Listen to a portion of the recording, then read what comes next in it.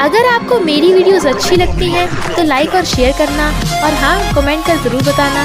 और ऐसी ही नई नई लेटेस्ट वीडियोस देखने के लिए हमारे चैनल को सब्सक्राइब भी कर देना।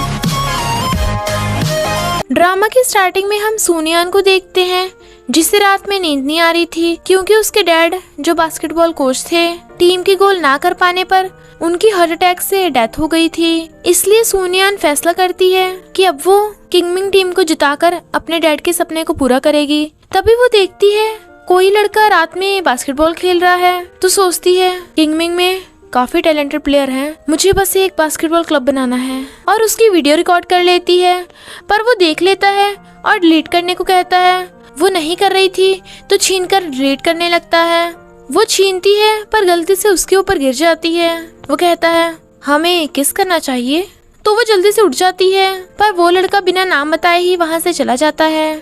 फिर सोनियान वो वीडियो अपनी फ्रेंड टूटू को दिखाकर उस लड़की का नाम पूछती है, पर वीडियो के क्लियर ना होने की वजह से टूटू उसे पहचान नहीं पाती। फिर सोनियान अपना फेस कवर करके बास्केटबॉल क्लब के लिए प्लेयर्स ढूंढने निकलती है। वहाँ एक रेस हो रही थी, पर एक डिलीवरी बॉय उन रेसर्स को भी पीछे छोड़ देता है।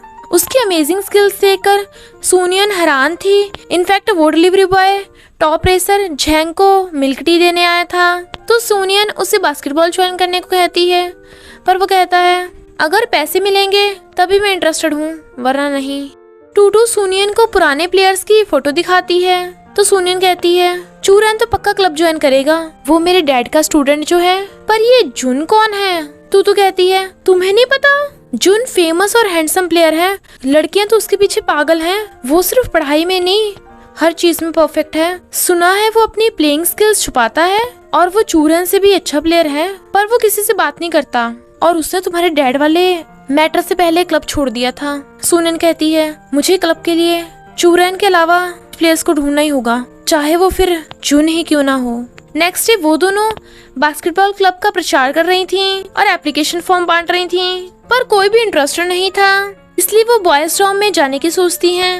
इधर हम जून और उसके फ्रेंड झैंग को देखते हैं। क्लास में जिस क्वेश्चन का आंसर कोई नहीं दे पाता, उसका आंसर जून दे देता है। आंटी ने उन्हें बॉयज डॉर्म से भगा दिया था, इसलिए वो दोनों चुपके चुपके वहाँ आती हैं, जहाँ उन्हें शेन मिलता है, जो पुराना बास्केटबॉल प्लेयर था। उसने उनसे फॉर्म ले लिया था, इसलिए वो दोनों खुश थी। चूरन जो अपना बैग लेकर जा रहा था, सोनियान को बताता है कि मैं शेनहुआ में ट्रांसफर ले रहा हूँ। वो कहती है शेनहुआ, पर तुमने तो प्रॉमिस किया था कि मेरे साथ मिलकर बास्केटबॉल क्लब बनाओगे।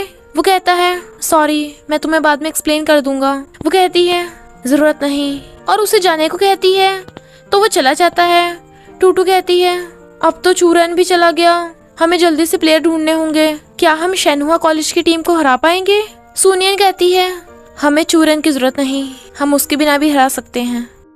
और वो दोनों फिर से बॉयज डॉर्म में आती हैं।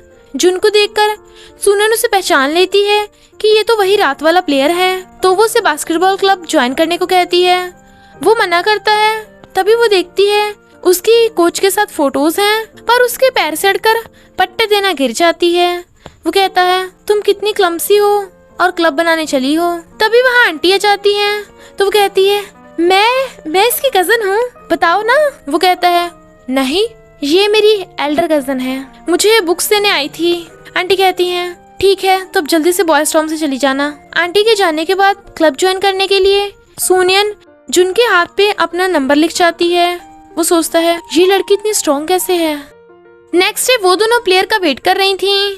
तभी वहाँ शेन और डिलीवरी बॉय लिंगजुआन आता है। लिंगजुआन सोनियान को बास्केटबॉल चैलेंज करता है, तो वो एक्सेप्ट कर लेती है, पर एक कंडीशन पर कि अगर वो जीती तो लिंगजुआन को क्लब ज्वाइन करना पड़ेगा। और उन दोनों में मैच स्टार्ट होता है। पहली बार किसी गर्ल को बॉय के साथ मैच करता देख सब एक्साइटेड थे, पर जुन को लगता है कि गर्ल्स वीक होती हैं, तो सोनियान की हार पक्की है। पर सोनियान वही बैकवर्ड जंप शॉट यूज करती है जो जुन का बेस्ट मूव है, पर जुन उसे एमेच्योर कोच कहकर जाने लगता है।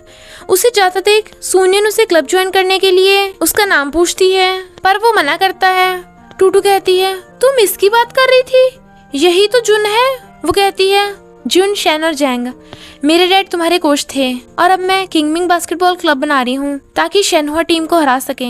जैंग और जून मना कर जाने लगते हैं, पर सुनियन जून का हाथ पकड़ लेती है। जून से अपना हाथ छुड़ाया नहीं जा रहा था, तभी वहाँ चूरन आता है और जून को हेलो करता है, पर जून उससे नहीं बोलता। तो चूरन जून को बास्केटबॉल मैच का चैलेंज करता है, तो जून एक्सेप्ट कर लेता है। दोनों एक दूसरे को घूर ही रहे थे, पर लिंगजुआन को जाते देख टूटू से रोकने लगती है, पर वो कहता है मैं एक लड़की को तो हरा नहीं पाया, तो बास्केटबॉल के खेलूंगा। वो कहती है सुनियन प्रोफेशनल कोच है, उसे हराना आसान नहीं, पर अगर तुम थोड़ी और मेहनत करोगे तो अच्छे प्लेयर बन सकते हो। पर वो मना कर चला जाता है। इधर जून और चूरन का बास्केटबॉल मैच चल रहा था। जून चूरन को बॉल ही नहीं पकड़ने देता, पर वो गोल भी नहीं कर पाया था, इसलिए राउंड दोबारा स्टार्ट होता है, जिसमें जून अटैक करता है। पर चूरन से गलती से बास्केटबॉल सुनियन के लगने वाली थी, तभी जून बास्केटबॉल दूर फेंक उसे बचा लेता है। वो उसे देखने लगी थी, तो वो कहता है प्रोफेशनल बनो और बास्केटबॉल कोर्ट से दूरी बना के रखो। इस बार चूरन के अटैक की बारी थी और वो बहुत इजीली गोल कर देता है। इनफैक्ट जून ने काफी टाइम से कोई मैच नहीं खेला था, इसलिए चूरन उसे जीत गया था। जून वहाँ से जाने लगता है, तो सुनियन उससे भाग कर आ कहती है क्या मैं तुम्हारा पीछा करने के लिए पैदा हुई हूँ? मुझे नहीं पता तुम ज्वाइन क्यों नहीं कर रहे, पर क्या तुम चूरन को रियल में नहीं हराना चाहते? पर वो मना कर चला जाता है। स्कूल मैनेजर प्रिंसिपल को बास्केटबॉल स्टेडियम डिसमिस करने को कह रहा था, इसलिए प्रिंसिपल सुमिन को कहती है पिछली बार हमारा स्कूल किंगमिंग शेनहुआ से हार गया था और तुम्हारे डैड, इसलिए अब किसी में भी बास्केटबॉल खेलने का पैशन नहीं रहा। सुनियन उनसे हेल्प मांगती है, तो प्रिंसिपल कहती है मैं हेल्प करना तो चाहती हूँ, पर हमारे पास ना तो कोई प्लेयर है और ना ही कोच। वो कहती है मैं प्लेयर को लेकर आऊंगी और कोच मैं बनूंगी। मैं सिर्फ ये अपने डैड के लिए नहीं, अपने लिए भी करना चाहती हूँ। अगर मैंने ट्राई नहीं किया तो इसका मुझे पछतावा होगा, प्लीज मुझे एक चांस दीजिए। प्रिंसिपल उसे एक चांस दे देती है। तो सुनियन और टूटू लिंगजुआन से मिलने वहाँ आती हैं, जहाँ वो पार्ट टाइम जॉब करता है, और उसका शाम तक वेट करती हैं, पर वो आज वहाँ नहीं आया था। सुनियन फिर से बॉयज डॉर्म में जून से बास्केटबॉल ज्वाइन करने के लिए पूछने आती है। वो फिर से मना कर देता है, पर आंटी को आता देख सुनियन को लेकर वॉशरूम में छुप जाता है।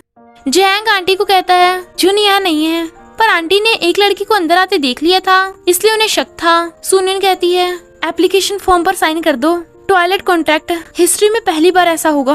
पर तभी नोटबुक गिर जाती है, जिसकी आवाज सुन आंटी को शक होता है, तो जैंग बहाने बनाने लगता है।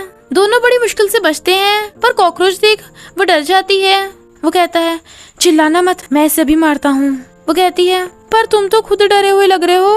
वो कहता है मैं कहाँ डर रहा हूँ। सुनियन डर के मारे उसकी गोद में चढ़ जाती है और जून कॉकरोच पर पैर रख देता है, पर उन दोनों को जैंग ने ऐसे देख लिया था, तो जून सुनियन को गेट आउट कर देता है।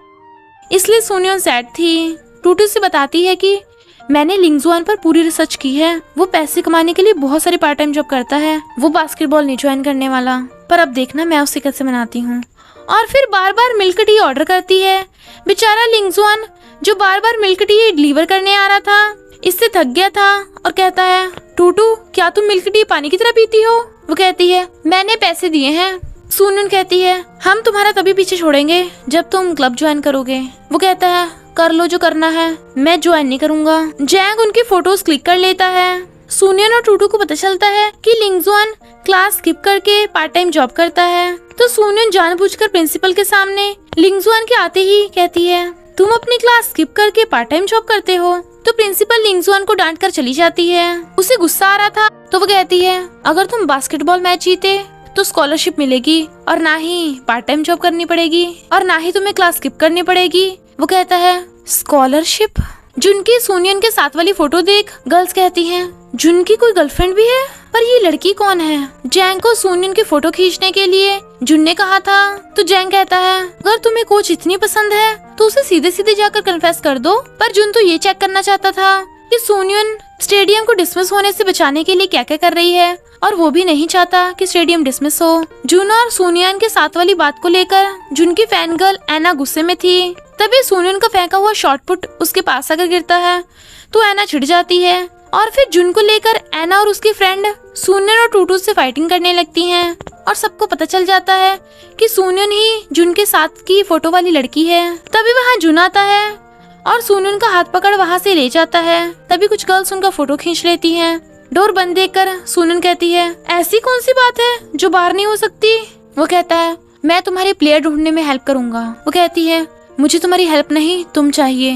वो कहता है खुद को छोड़कर मैं तुम्हें कुछ भी दे सकता हूँ। वो कहती है मुझे तुम्हारे अलावा और कुछ नहीं चाहिए।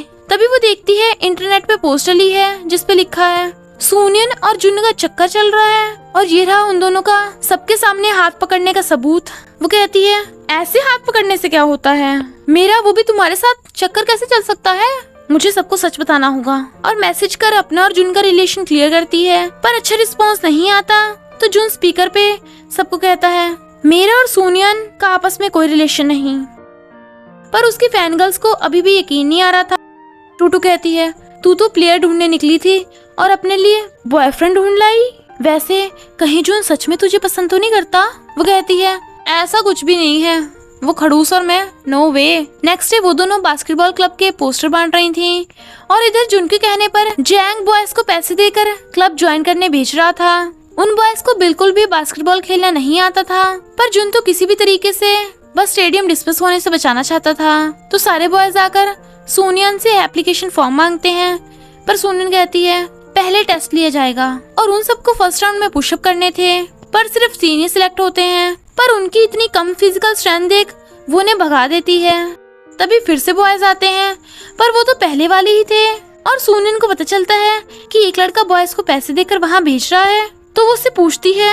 ये देख जैंग भागने लगता है।